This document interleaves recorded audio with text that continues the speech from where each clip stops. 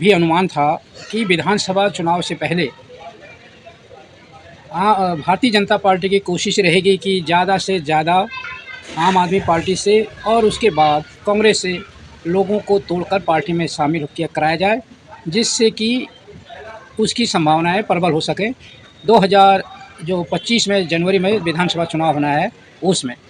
और इस जो मेन लक्ष्य, जो मेन टारगेट होगा, एक तीर दो ये निशाने के हिसाब से, कि जो आम आदमी पार्टी के पार्षद हैं उनको तोड़कर पार्टी में लाया जाए और उनको विधानसभा का चुनाव लड़ाया जाए। इससे एक तो जो नगर निगम में है आम आदमी पार्टी के पार्षदों की संख्या कम हो जाएगी और दूसरे में उनका जो जनाधार होगा, खासकर पार्षदों का जनाधार जो होता है वो निजी संबंधों से ज़्यादा होता है।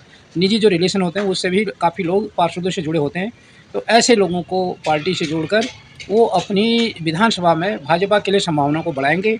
दूसरी ओर नगर निगम में आम आदमी पार्टी को कमज़ोर करने की कोशिश करेंगे ताकि नगर निगम पर भी भारतीय जनता पार्टी का कब्जा हो सके। और क्या खबर है इसमें विस्तार से इस वीडियो में बात करेंगे, आप वीडियो को अंत तक देखें। नमस्कार, मैं नंदन सिंह बिष्ट, आप देख रहे हैं इमेम दस्तावेज। अगर आप इस वीडियो को YouTube चैनल पर देख रहे हैं और चैनल पर नए हैं तो चैनल को सब्सक्राइब करें, बेल का आइकन भी दबाएं। अगर आप इसको फेसबुक पेज पर देख रहे हैं तो पेज को लाइक करें। अगर आप इसको इंस्टाग्राम पर देख रहे हैं तो हमें फॉलो करें और वीडियो को शेयर करते रहें। आम आदमी पार्टी इस बार जीत सकेगी क्या दिल्ली का चुनाव? लगातार उसके नेताओं को जेलों में ठूसा गया। इस 5 पार्षदों का पार्टी छोड़कर बीजेपी में जाना दिल्ली की विधानसभा सियासत में अहम घटनाक्रम है। यह घटनाक्रम दिल्ली नगर निगम में बेहद अहम वार्ड और स्थायी समिति के चुनाव से पहले हुआ है। बीजेपी में शामिल होने वाले इन पार्षदों में शाहबाद डेरी वार्ड से रामचंद्र, बवाना वार्ड से पवन कुमार, बदरपुर वार्ड से मंजू देवी, तुगलकाबाद वार्ड से सुगंधा और हरकेश नगर वार्ड से ममता शामिल हैं। दिल्ली के 4 से 5 महीने के भीतर विधानसभा के चुनाव होने हैं। पिछले 2 साल से आम आदमी पार्टी कथित आबकारी घोटाले में अपने बड़े नेताओं के जेल जाने की वजह से मुश्किलों का सामना कर रही है। इसके अलावा स्वाति मालीवाल मारपीट प्रकरण में भी वह घिरे हुए हैं। लोकसभा चुनाव में भी पार्टी को किसी सीट पर जीत नहीं मिली। एक के बाद एक नेताओं का पार्टी छोड़ना भी उनके लिए चिंता की वजह बन सकता है। पिछले महीने पार्टी के विधायक करतार सिंह तंवर के साथ ही छतरपुर वार्ड से पार्षद उमेश सिंह फोगाट, पूर्व मंत्री राजकुमार आनंद, पूर्व विधायक वीणा आनंद के साथ कुछ और नेता भी भाजपा में शामिल हो गए थे। कांग्रेस को भी कुछ नेताओं ने दिया झटका। इस साल लोकसभा चुनावों के प्रचार के दौरान भाजपा ने कांग्रेस को बड़ा झटका देते हुए पूर्व प्रदेश अध्यक्ष और शीला दीक्षित सरकार में मंत्री रहे अरविंद सिंह लवली को बीजेपी में शामिल कराया था।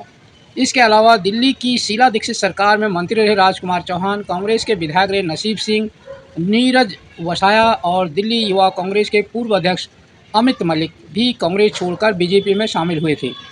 बीजेपी की कोशिश जहां दिल्ली में सरकार बनाने की है, वहीं आम आदमी पार्टी एक बार फिर से बड़ी जीत दर्ज कर सत्ता में बने रहने के लिए जोर लगा रही है।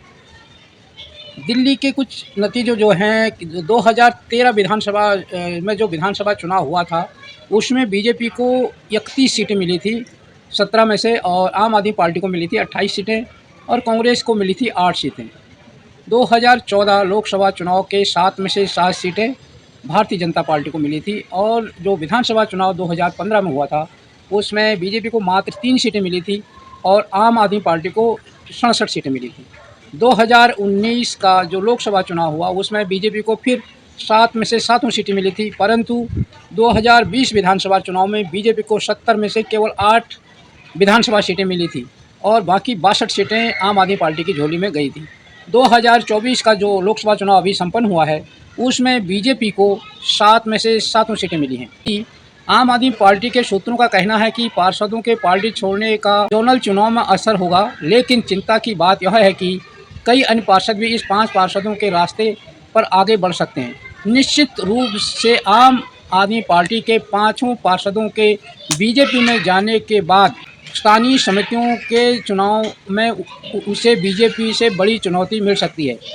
23 अगस्त को दिल्ली की मेयर शैली ओबरॉय ने एमसीडी के सचिव से कहा था कि वह जोनल वार्ड कमेटियों के चुनाव की तैयारी शुरू करें। दिल्ली में आम आदमी पार्टी और बीजेपी के बीच चल रही राजनीतिक कलह की वजह से 18 महीने से वार्ड कमेटियों के चुनाव नहीं हुए हैं। एमसीडी के एक अफसर ने बताया कि अब जल्द ही चुनाव प्रक्रिया शुरू होगी और इसे 20 सितंबर से पहले पूरा कर लिया जाएगा।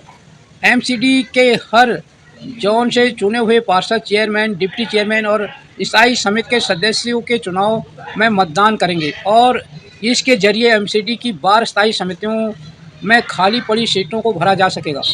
एमसीडी में आम आदमी पार्टी के पास 128 पार्षद हैं, जबकि भाजपा के पास 111 और 5 पार्षदों के जाने के बाद बीजेपी को नरेला और सेंट्रल जोन में मदद मिलेगी।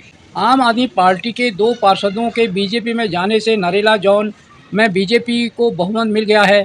इसी तरह सेंट्रल जोन में 3 पार्षदों के बीजेपी में जाने के बाद बीजेपी बिना किसी बाहरी मदद के वार्ड कमेटी की सीटों पर जीत हासिल कर सकती है। दिल्ली विधानसभा के चुनाव को देखकर और जो अलग अलग जोनों की कमेटियों का चुनाव होना है एमसीडी को लेकर दिल्ली में जो राजनीतिक सरगर्मियां चल रही हैं, इस सब पर आपकी क्या राय है? आप अपनी टिप्पणी में जरूर लिखना। अगर आपको हमारी वीडियो पसंद आई हो तो इसे लाइक करें और ज्यादा से ज्यादा शेयर करें ताकि बाकी लोगों तक भी ये जानकारी पहुंच सके। हमारे चैनल को सब्सक्राइब करना बिल्कुल ना भूलें और हमारी वीडियोस को सबसे पहले देखने के लिए बेल आइकन को भी जरूर प्रेस करें।